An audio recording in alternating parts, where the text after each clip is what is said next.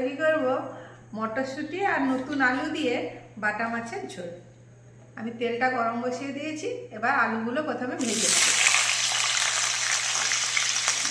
এখানে আমি বাটা মাছটাতে নুন হলুদ মাখিয়ে দেবো।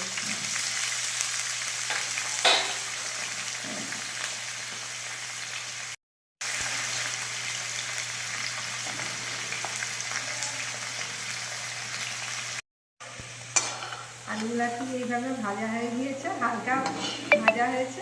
এবার আলুগুলো তুলে নিলাম।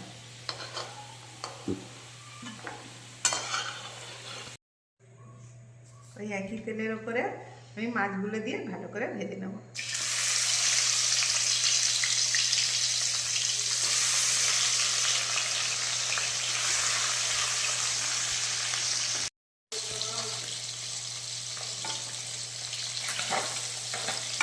মাছটা যতক্ষণ ভাজা হচ্ছে আমি এখানে সাদা সর্ষে, কালো সর্ষে, কাঁচা লঙ্কা একসঙ্গে নিয়ে তার সঙ্গে অল্প একটু নুন দিয়ে বেটে নেব।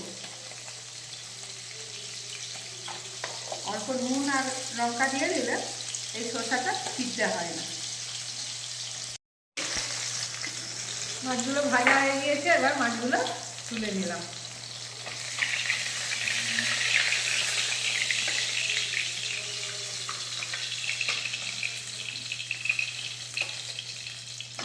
এই একই তেলের উপরে ফোড়নে দিয়ে দিলাম কালো জিরে,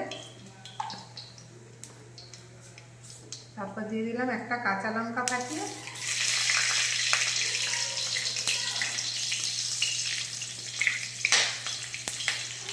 দিয়ে দিলাম কুচনো টমেটো।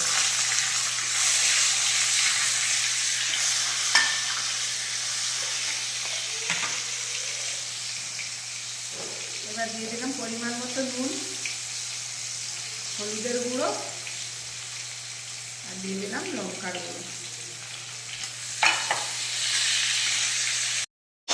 টমেটোটা গলে গিয়েছে, এবার দিয়ে দিলাম ভেজে রাখা আলুগুলো আর দিয়ে দিলাম ছাড়িয়ে নেওয়া মটরশুঁটি। এবার দিয়ে দিলাম পরিমাণ মতো জল, দিয়ে আলুটা সিদ্ধ হতে দেব।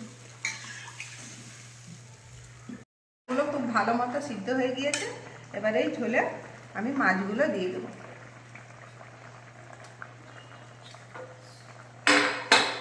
আর দিয়ে দিলাম সেই সর্ষে বাটা।